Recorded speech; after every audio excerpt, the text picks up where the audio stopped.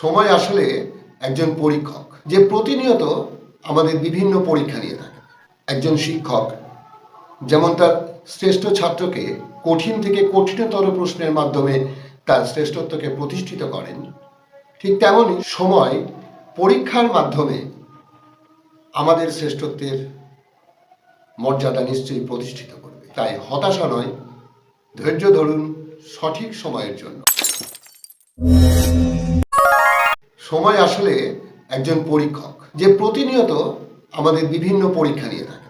একজন শিক্ষক যেমন তার শ্রেষ্ঠ ছাত্রকে কঠিন থেকে কঠিনতর প্রশ্নের মাধ্যমে তার শ্রেষ্ঠত্বকে প্রতিষ্ঠিত করেন, ঠিক তেমনই সময় পরীক্ষার মাধ্যমে আমাদের শ্রেষ্ঠত্বের মর্যাদা নিশ্চয়ই প্রতিষ্ঠিত করবে। তাই হতাশা নয়, ধৈর্য ধরুন সঠিক সময়ের জন্য।